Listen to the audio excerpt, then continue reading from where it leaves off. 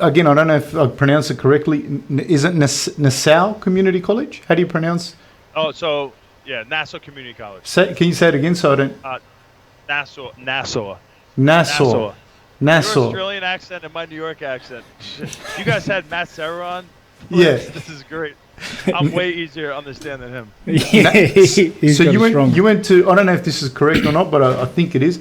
You went to Nassau Community College, and you were the first ever junior college New York State champion of collegiate wrestling, which is a pretty big deal.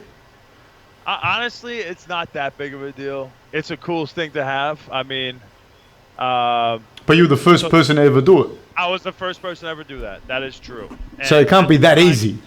It's not that easy, but the tournament actually wasn't that good. If I'm being completely honest with you, it had some D1 guys in it. This is one of those times you don't have to be honest, man. All right, I'm the king of the world, New York State champion, junior college. I'm the first one to ever do it. Yeah. But you were saying like so there were some Division 1 guys, yeah. Yeah, there was Division 1 guys there and stuff, and but yeah, it wasn't like so. The New York State Championship is basically all the colleges inside New York. Any college that has wrestling inside New York would send their guys there for years, like Cornell, Hofstra, Binghamton. Like those are some good schools in New York as far as wrestling. But that year it wasn't that good, and a couple of years before that it still wasn't that good. So I was the first ever to do it, but it wasn't the craziest thing. Like I had some backups from some D1 schools and stuff, and a starter from Army, West Point was there. That wasn't the craziest tournament I've been in, but it was cool to be the first one for Nassau Community College. But you went on, you were 2 times All-American. I think you placed 3rd as a senior. Is that correct? Yeah, so my credentials in wrestling, I went to Nassau Community College because I was terrible in high school as far as academically. So I couldn't go and wrestle Division 1, even though I had some offers. I had a full scholarship offer from a couple of different places, but I couldn't go.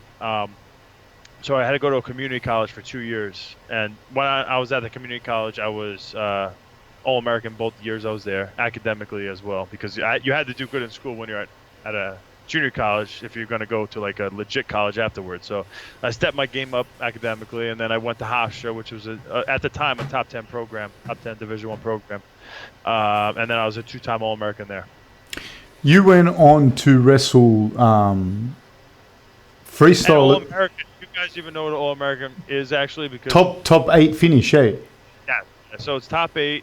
So when I was in junior college, it was the top 8 best junior college kids. I was, took 3rd twice there, and then Division 1, I took 6th, which I injured defaulted to, and then I took a 3rd my senior year. But you went on to trial for the Olympic team, eh? Like you were trying to get into the US Olympic team, that's a really big deal. Yeah. So you were at that level where you were like, okay, I'm going to try to go to the Olympics. Yeah, I mean, I thought I was. So it ended up being the 2008 Olympic year. So it was an Olympic year, which is all the best guys are going to try out. And I was doing really good in some of the open tournaments and some international tournaments. What international tournaments did you do? I took 2nd in this Canadian one, which they had good guys from everywhere over there. I did the Schultz tournament in Colorado, which had Russian dudes, and that's one of the better tournaments. I didn't go to like Russia or anything like that during that year, but I ended up getting injured before the Olympic trials, so that was it. There was my dreams, and that's kind of when I decided to get into MMA because obviously that was 2008 and I'm not going to make that team. Now it was like, do I just stick around and do the 2000 do the world teams in between until the 2012 Olympics, or do I try MMA? And that's kind of what I decided to do, because I was making like $12,000 a year as an assistant coach at Hofstra. I just was finishing up my master's degree, and it was kind of like, I was living in my parents' basement. I just had a baby, and life was kind of getting crazy, and you started feeling like, wow, I'm that loser living in my parents' basement with a baby, and I have I got no money, So MMA, I saw all these wrestlers doing really good. I kind of like grew up fighting. I had an older brother that beat the crap out of me all the time.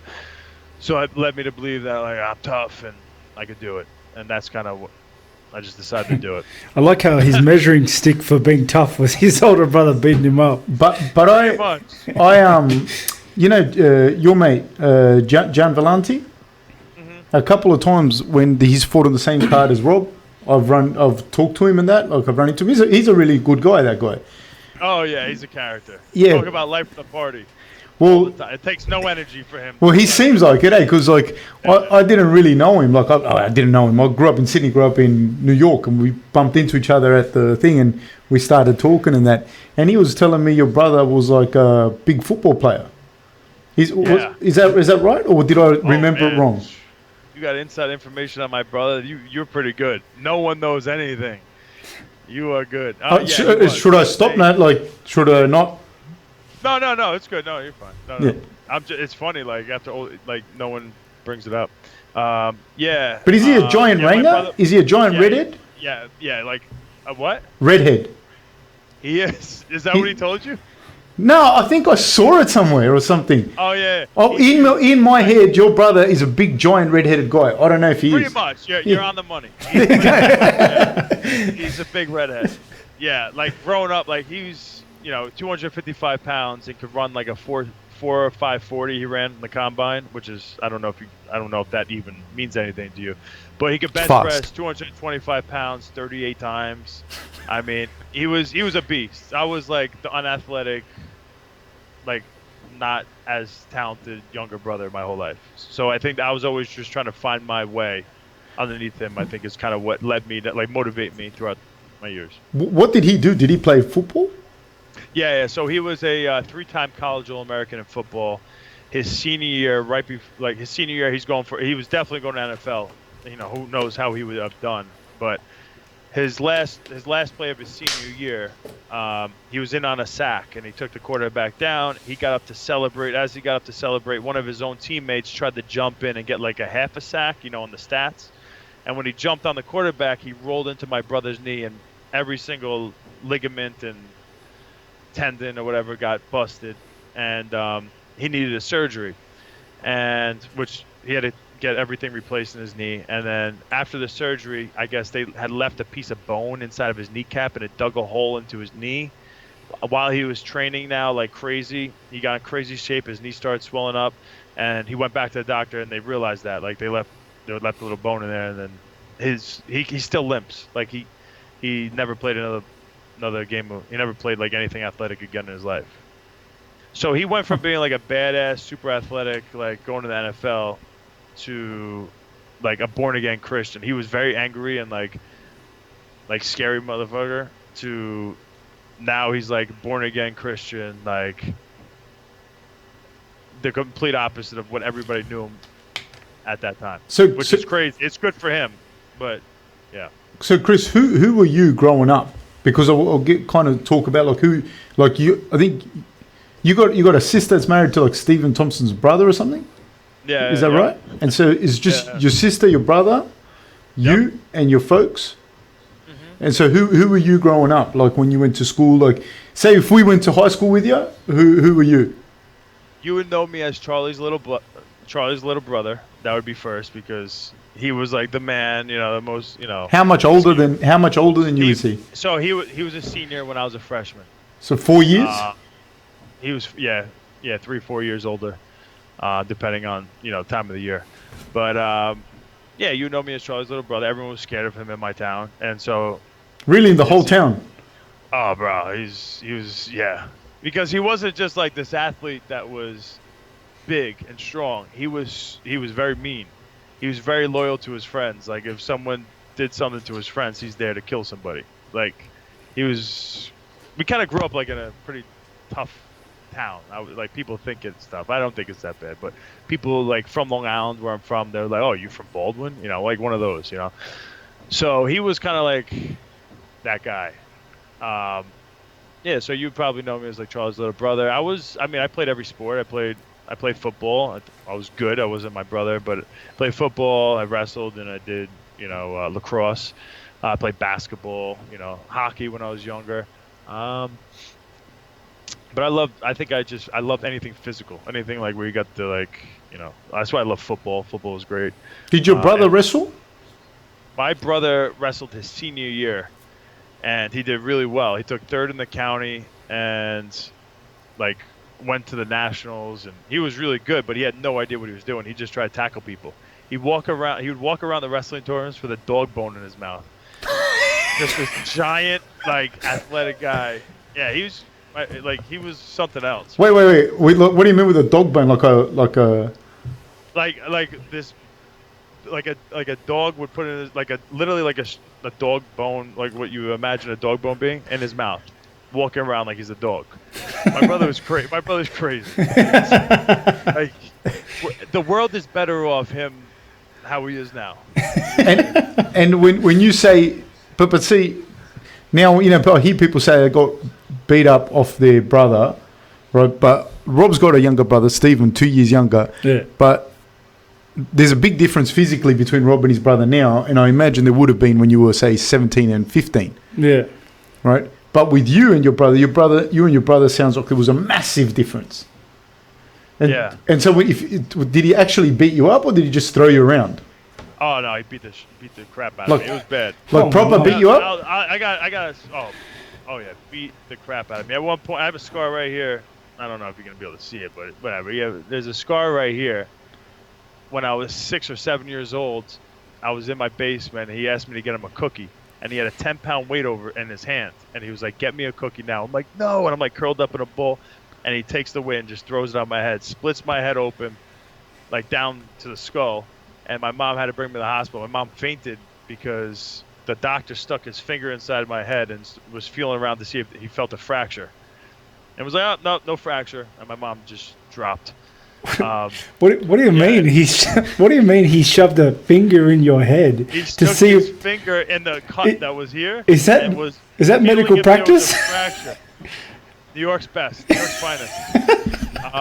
That's who leads the free world. I'm gonna start going through all my stores. I got some of them. See, I had one glass. That's gonna take. There was one time we were doing like jumping jumps or whatever, like doubles, and you have like the BMX bikes and stuff like that on the dirt jumps. And I ended up like they wanted me to test out one of the jumps they made, so they had me do it. It was like this scary. Your brother's friends, I take it. My brother and his friends, yes, they're old. So you were the crash test dummy. So I was like, all right, I can't say no. So I'm going. I go off the side. I end up doing like a front flip, landing on my shoulder. My shoulder completely dislocates not my shoulder, my collarbone dislocates. My bones like this. I didn't know at the time, but now I'm crying. I'm like, my shoulder. My brother and them are laughing at me. He lines all of his friends up. Everybody gets to punch my brother for being a pussy. I'm not going to say the word, but like being a pussy. Everyone gets to punch him in the arm. So I'm standing there. They line up. Everyone's like, boom, just giving me dead arms on the shoulder that I'm crying about. Boom, boom, boom. I'm just like in shock. I'm just taking it. I take my bike in my left arm. I had to walk all the way home. I go lay on my couch. I wait like 5 hours until my mom comes home from work. And I'm laying on the couch, and my mom comes in. She's like, "Are you okay?" And I'm like, I couldn't even talk. Any type of vibration in my it was terrible. It was the AC joint, eh? Not the AC joint. No, I actually still have the crazy bump here, and the collarbone right here. Yeah. Oh, the sternoclavicular joint there. Here. Yeah. This bone right here snapped in two. So it didn't dislocate, it broke. Busted. No, it broke in half. Broken half. No dislocation. Completely broken half. And I'm getting punched by these dudes like that. Mate, I laughed when you said your measuring stick was your older brother. Yeah, like it wasn't clear. You are way tougher than I am to have your collarbone in half and then line up for dead arms. No way. Dude. Like he would make me fight his friends that were like way bigger, and I'd be like, I just have to tough through and just get my ass beat and just keep trying to throw hands. He'd put you into like cockfights.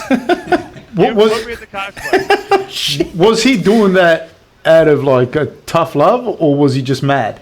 Don't say that I said that to him, please, because I don't want him to fucking be pissed off at me. I'm scared that you even asked me that question.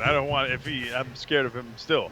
But I don't know. I think he was just like my parents are great parents, like super loving, and like my sister and me, I think we turned out really good, and my brother too now. But like his first grade teacher he meets, her name is Mrs. Berger. So they line up. Every one of the little kids go in. They shake the new teacher's hands. Hi, my name is Mrs. Berger, and hi, my name is Charlie Weidman. It's his turn. He gets up to the line, and she introduces herself as Mrs. Berger. He takes her hand and goes, burger, bites her freaking hand. I just feel like some people are born differently. Like some people have different like genetic code in their brain. You know. Was he protective of you, Chris? Yes. So sometimes, if it was serious, yes. So there was one time these dudes tried to steal my bike in my neighborhood. Like they were the part of the Crips. Like you guys even hear the Crips? You got the Bloods, you got the Crips. Yeah, you guys ever hear that? Yeah, we've heard of them. Yeah. Okay, yeah, you don't deal with it, but it was like these gang of kids. At least they thought they were Crips, and they were trying to steal my bike, and I'm like standing up for myself. And basically, I threatened them that my brother would beat all their asses if they touch me or they steal my bike. And they're like, "What? Who the fuck you think you are? Who do you think your brother is?" Next thing I know, I literally bring them to my house. I'm like, "Oh yeah, you think I'm playing?" And I bring them to my house, and no one's home besides my brother. I knock on the door. I open up the door. I'm like, "Yo, Charlie, I need you to come outside for a second. Like these guys all." How old were you? Crips. I might have been like, I don't know, 10. He might have been like 13. He comes outside with a bow and arrow. Like, you guys got a freaking problem with my brother? And these dudes just start skedaddling out. They're out. They bounce. So he did, like, 3 times. He had my back. Like, he had, like, an arsenal of, like, knives and machetes and, like, weird shit like that and, like, bow and arrows. He never got locked up, Chris? No, he did. He went to jail a couple times. Nothing like long term, but I know he was in jail in Florida for a while. We learned a lot from him over the years, like of things that we didn't even know about. But yeah, what was he doing in Florida? Died sometimes. Actually, I don't even know what he was doing there. Something. Who knows? It's great to hear that he's in a good place now, though. He is in a good place now. Yeah. We should have a podcast just about Charlie Weidman. We should. You're making me tense, guys. I can't talk about it anymore. I can't talk about this anymore. We didn't think it was going to go down that rabbit hole. All I asked was... So Volante didn't bring that up to you? No, he didn't say any of that. He just said Chris's brother was a big football player. And... I've read into Volante so many times. He's a good guy, eh? He's a top bloke. And you know what's funny? He's the sort of guy that, Fight Week...